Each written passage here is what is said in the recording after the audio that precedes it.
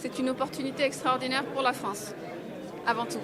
Parce que l'Afrique a une dynamique économique qui a des fondements solides et qui ne peut que s'accélérer avec le temps. Et aujourd'hui, les partenaires de l'Afrique se multiplient. Et c'est aujourd'hui en fait une énorme chance pour la France que d'avoir tous ces pays africains ici et de pouvoir se dire qu'il y a une stratégie à construire dans les relations économiques avec un continent en pleine expansion. Et sur les partenariats économiques, je pense qu'il y a juste une recherche de business. Aujourd'hui, les principaux partenaires de l'Afrique, je pense que le premier partenaire de l'Afrique, je pense que c'est beaucoup moins les pays européens. Il y a une vraie diversité en fait des relations économiques aujourd'hui.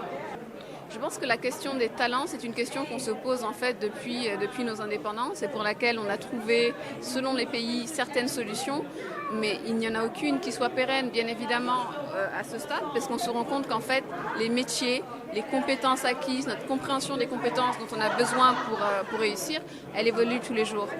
Et c'est pour ça que cette question, elle se repose en fait tous les jours, parce qu'en fait, on a des centaines de milliers de jeunes qui arrivent, qui naissent tous les jours, qui arrivent ensuite, qui sont appelés à arriver sur le marché du travail. Et ces jeunes ont besoin d'être formés. Et la formation d'aujourd'hui, c'est pas la formation des années 2000, c'est pas celle des années 80, et c'est pas non plus celle des années 2040. Donc c'est normal en fait que très régulièrement on se pose la question dans une société très jeune, avec une belle dynamique démographique, de comment former cette jeunesse. Pourquoi ?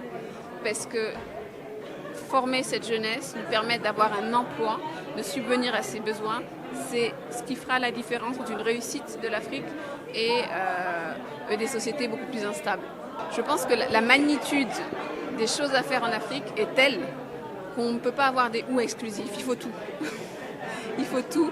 Il faut aussi bien des gens qui aient des parcours longs, qui aient des formations scientifiques de haut niveau, que des gens qui soient en capacité de produire de façon assez courte et assez rapide, ou simplement d'apporter un incrément d'efficacité, un incrément de productivité à des activités qui sont déjà existantes aujourd'hui. C'est de mettre en valeur ces histoires incroyables qui ont lieu tous les jours sur le continent africain et dont on ne parle pas assez. Alors, je pense que les relations économiques, elles sont avant tout entre des entreprises. Et ce qui permet qu'elles soient pérennes, c'est effectivement d'avoir des relations qui soient saines, des relations qui soient rentables d'un point de vue financier, sans quoi une entreprise n'a pas vocation à rester dans un pays, et des relations qui soient au bénéfice et dans le respect des ressources locales, de l'environnement, qui construisent le futur. Je pense que c'est clé. Écoutez, quand vous regardez certains pays, je pense au Maroc, je pense au Mali, les diasporas contribuent plus au PIB de ces pays que l'aide internationale. Donc c'est un rôle qui est critique, c'est un rôle qui est central. Et la question reste ouverte, c'est de comment mieux utiliser ces diasporas pour le développement de ces pays. Et c'est effectivement des personnes qui sont des ponts entre différents pays, différentes cultures.